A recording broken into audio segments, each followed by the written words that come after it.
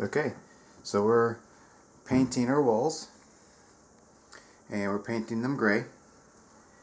Okay, and basically what I'm showing you today is just the importance of doing cut edges with a cut brush or an angled brush, and then doing all of those corners and straight lines against surfaces that are not going to be painted before you go on to adding your roller. It's best if you have two people to do this, because while the paint is wet you can apply the roller next to it so that it gives it an even blend. I'm doing this by myself, so I'm just kind of stuck with having to do both. But we obviously taped up the edges we don't want painted. Okay, and of course you're going to get bleed through, but that's just the nature of painting. In a lot of cases I would actually paint plus use a trim edge, which is just a straight tool that helps prevent the same, basically does the same thing as tape, so it would double up.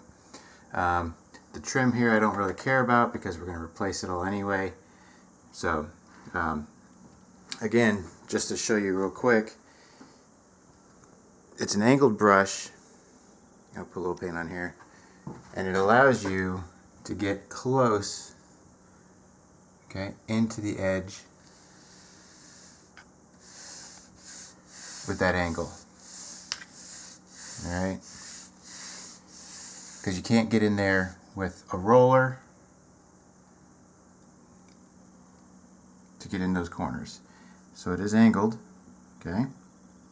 So when you apply pressure, it gets in there in that angle. Now this is an old brush. I'm using the old brush because I know I don't care about these angles too much, because the trim is going bye-bye. But a new one will actually lay out flat and smooth and actually get into those grooves. And one of the other little tips that I like using the angle brush for is, when I'm doing next to doors and the trim is off, because we haven't put new trim on here, is to get next to the hinges. If it'll focus. This camera's not focusing. Let me try this. Alright, so I got some paint on there, and the reason I like to go ahead and just paint right by the hinges is because I don't want the roller to hit the hinge. So I'm just applying right where the trim is. It's not necessarily important, but I want to make sure that once I put the trim on, I've got paint underneath it, just to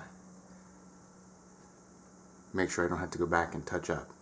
So this whole wall is going to be painted, but again, I'm using a brush here instead of the roller because I don't want to accidentally hit this with the roller and then have to clean up the hinge and stuff.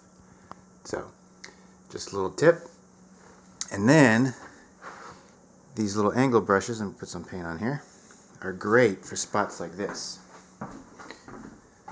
where you have just enough room for a paintbrush. Okay, so what I like to do, start at the top and just drag it down. Again, I'm not worried about the trim, just the white cabinets. And I start at the top because I use that as my palette. I put the lava paint up here so I can just grab some when I need it and drag it down. This will take a couple of coats just to make sure that I get every spot, but angle brushes make a difference. And see, this one's even tighter. I'm not sure if this brush is going to be short enough to get it in there properly, but it is what it is, and it's working out good so far. So I'm going to get this painted up and I'll show you the finished result.